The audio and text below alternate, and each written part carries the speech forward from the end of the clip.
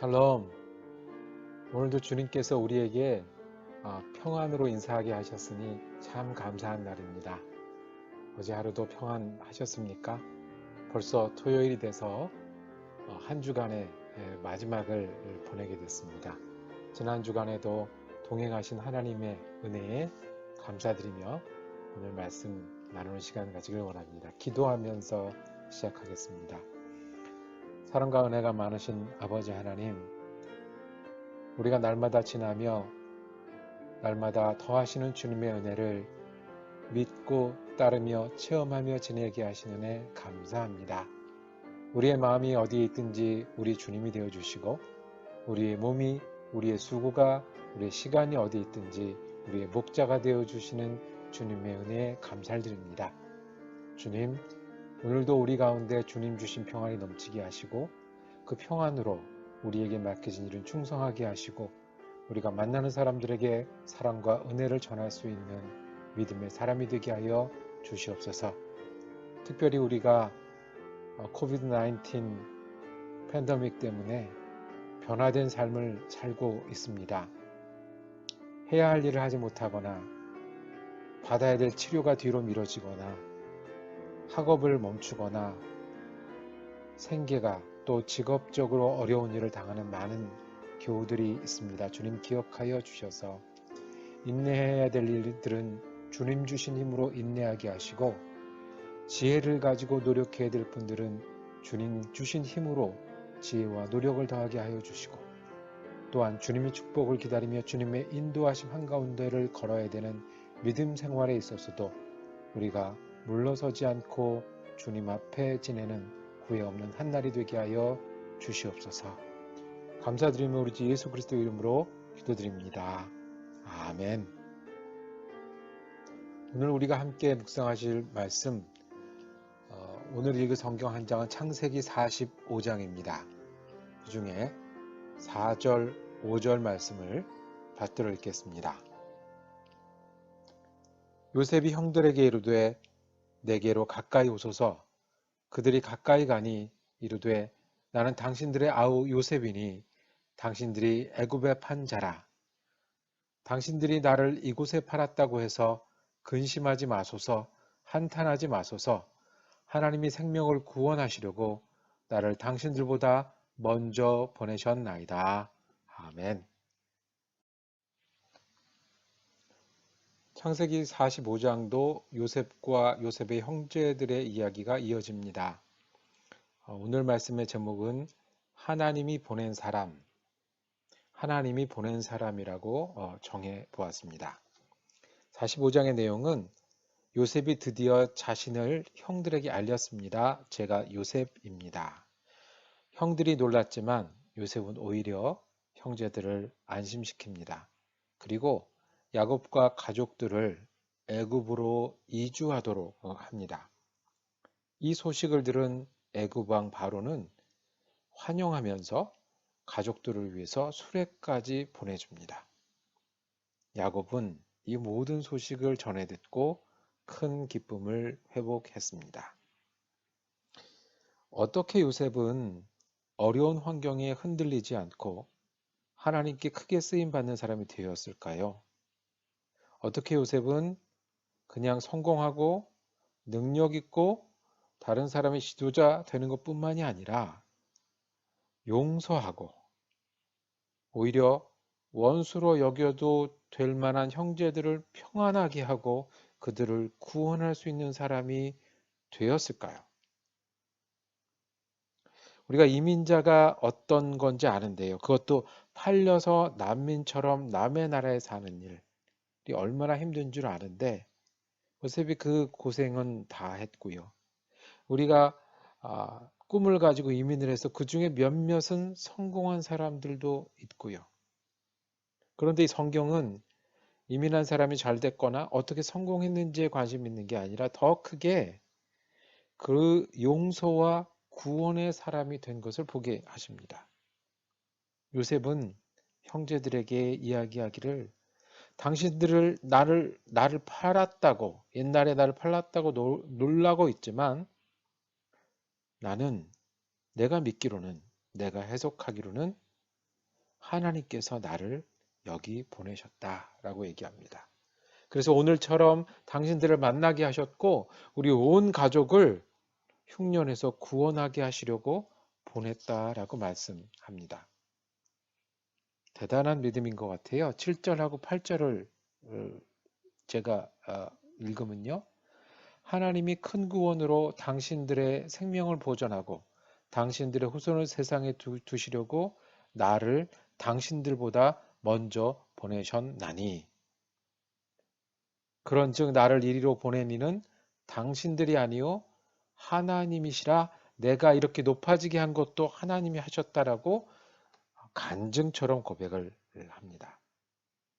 얼마나 멋지고 얼마나 은혜롭고 때로는 부럽기까지 한 요셉의 믿음과 삶인 것 같습니다. 두 가지를 묵상하기를 원합니다. 첫 번째는 축복은 하나님이 함께 일하시는 겁니다. 축복은 하나님이 함께 일하시는 겁니다. 그 축복이 요셉에게 있었습니다. 형제들이 요셉을 판 건 악한 일이었습니다. 사람이 완전히 망가져 버릴 만한 일이었습니다. 불행 중에 불행한 일입니다. 그런데 요셉은 그 일이 하나님이 하셨다는 겁니다. 왜요? 그 고생과 어려운 불행 가운데 하나님이 계셔서 그것은 지금 보니 하나님이 함께 하시는 축복이었다고 고백하는 겁니다. 겉모양은 불행인데 실제로는 하나님이 함께 계셔서 축복인 일들이 많습니다. 겉모양은 희생당했지만 실제로는 하나님의 인도가 있었던 게 있었습니다. 겉모양에는 성공인 것 같고 실패인 것 같지만 고통처럼 생겼지만 하나님이 인도하신 일이 있었습니다. 우리가 축복의 사람이라고 하면 성공한 사람이 아니고 축복의 사람이라고 하면 남들의 주목을 받는 사람이 아니고 하나님이 함께하여 주셔서 겉모양과는 달리 하나님 인도하심의 한가운데를 걸어가는 사람을 우리가 축복의 사람이라고 말할 수 있습니다. 그러면 우리는 고생하는 동안에도 축복의 사람입니다. 그러면 우리는 새로운 일을 할 때도 축복의 사람입니다. 그러면 우리는 하나님 때문에 파도 속에도 어둠 속에도 바람 속에서도 축복의 사람일 수 있습니다. 요셉의 믿음이 그 믿음이었습니다. 미국에 와서 믿음을 가진 분들이 많이 있죠. 고생 많이 했는데 그 고생 가운데서 믿음이 생겼고 성장할 수 있었습니다. 그 고생이 축복이었고 하나님이 함께 하셨습니다라는 고백을 우리 너무 많이 주고받지 않습니까? 편하고 성공하니 오히려 마음이 둔하여지고 이런저런 불행들이 찾아왔다는 이야기도 반대로 많이 듣습니다. 혹시 오랜 어려움이 있습니까? 지금 고생하고 있는 것이 있습니까? 그래서 만약에 우리에게 주님이 소중해지면, 그래서 주님의 인도하심을 구하면, 그래서 그저 내가 사는 것뿐만 아니라 주님 따라가고자 하는 마음이 생기면 겉모양은 고생이고 겉모양은 수고라도 속모양은 축복입니다. 요셉이 한 얘기가 그 이야기입니다. 당신들은 나를 팔았고 나는 망한 것처럼 보였지만 하나님은 나를 축복하셨습니다. 두 번째 우리가 요셉의 이야기에서 보고 싶은 것은, 묵상해야 할 것은 우리의 이민과 이주에도 하나님의 섭리가 있다는 믿음입니다. 요셉은 나를 이곳에 보내신 분이 누구셨다고 고백합니까? 하나님이었다고 고백합니다. 악한 일이었지만, 고통이었지만 그것을 바꾸어서 역사하신 분, 하나님이시라는 거예요. 나를 성공하게 하시는 분, 그냥 나 혼자 잘 먹고 잘 살고 높아지는 게 아니라 온 가족을 구원하게 하시렸던 하나님이 그렇게 하셨다는 거예요. 이 요셉이 팔려가는 그때 하나님이 역사하실 거라는 걸 알았을까요?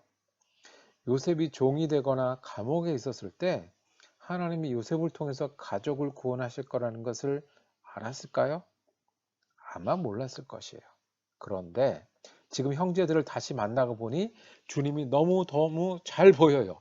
그 자리에 함께 계셨고 역사하셨고 하나님을 계신 것을 믿을 때에 하나님의 섭리가 내가 여기 오게 되고 여기서 총리가 되게 하고 형제들을 다시게 만나게 하시는 하나님의 섭리가 보이고 그래서 감사함으로 하나님이 하셨다라고 고백합니다.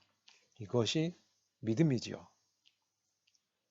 고향을 떠나는 일이 참 만만치 않구나라는 이야기는 우리가 아침 저녁으로 합니다. 가족과 자리 잡고 사는 일이 참으로 오래 걸리기도 했습니다. 밖에 나가면 혹시나 우리를 미국에서는 이등신으로 보이지 않을까? 라는 의식들을 우리가 완전히 떨쳐내기 어려운 세상에 살고 있습니다. 우리가 가족해서 가족 챙기고 고생하고 결과를 보는 일이 참 수고로운 일생이고 만약에 한국에 남았더라면 한국이 미국보다 더 좋은 나라였더라면 그런 생각을 하면서 지내는 사람들이 이민자들입니다. 그런데요, 우리가 믿음의 눈이 있습니다. 하나님이 항상 거기 계셨어요. 우리가 고생할 때도 바다를 건널 때도 그리고 여기서 뭐를 할 때도 하나님이 계셨고 지금의 우리를 만드시고 인도하시는 분도 하나님이세요. 우리가 그땐 잘 몰랐지만 우리가 이주를 결정할 때도 하나님은 거기에 살아 계셨습니다. 그리고 매번 알지 못했지만 우리가 여기서 코리안 아메리칸으로 살아가는 그 많은 일들을 통해서 하나님은 일하고 계십니다. 성공하는 게 중요한 게 아니라 잘하는 게 중요한 게 아니라 하나님이 그것을 통해서 요셉을 하나님의 귀한 일로 이스라엘의 역사를 위해 사용하신다는 것을 요셉이 나중에 안 것처럼 우리가 우리 곁에 계신 하나님, 역사하시는 하나님을 믿고 의지하고 바라볼 때 여기 보내신 분, 지금도 함께 하시는 분이 하나님이십니다. 아메리칸 드림보다 하나님의 섭리는 더 큽니다. 우리가 알고 결정하고 움직이는 것보다 더 많이 하시고 더 좋은 결정을 하시고 더 크게 역사하시는 분이 하나님이십니다. 그러니 우리가 할 거는 여러 환경에 있어도 주님이 거기 계시다는 믿음을 지켜야 합니다. 그리고 여기서 하나님이 인도하시고 사용하시는 일에 참여하겠다는 고백이 우리의 고백이 될 때 모르고 했던 고생과 수고를 통해서 하나님이 일하신 것처럼 우리의 고백도 하나님이 그리하셨습니다. 라는 고백이 될 것입니다. 무엇을 위해서 주님은 우리를 보내주셨을까요? 예수 믿게 하셨고요. 예수 더 잘 믿게 하셨고요. 작은 교회를 통해서 큰 교회가 하나님을 바라보게 하셨고요. 고생하는 우리를 통해서 하나님의 살아계심을 그리고 하나님의 역사를 이루기 위해서 보내셨습니다. 꼭 이민자들만 뿐만 아니라 하나님이 들어쓰시는 것을 믿고 따라서 하나님이 보내셨습니다. 하나님이 사용하십니다라는 고백은 요셉의 고백일 뿐만 아니라 우리 이민자의 고백일 뿐만 아니라 모든 그리스도의 고백이 되어야 합니다. 우리가 요셉의 고백을 보면서 두 가지 중요한 질문으로 묵상을 했습니다. 축복은 누가 함께 계신 게 축복이에요? 고생처럼 보이고 불행처럼 보여도 그 속에 있는 축복은 하나님이 계실 때 우리에게 축복입니다. 고생으로 수고로 다가오는 불행으로 다가오는 속에서 하나님 때문에 축복의 사람이 되시기를 소망합니다. 또 우리의 이민과 이주에 하나님의 섭리가 있습니다. 그러니 환경보다 주님을 믿는 믿음 그리고 내 결정, 내 성공 그거보다 하나님의 놀라운 섭리에 참여하는 그런 하나님이 보낸 사람으로 사는 은혜가 더하시기를 바랍니다. 오늘도 주님은 우리를 어떻게 사용하시고 어떻게 동행하실까요? 기도하겠습니다.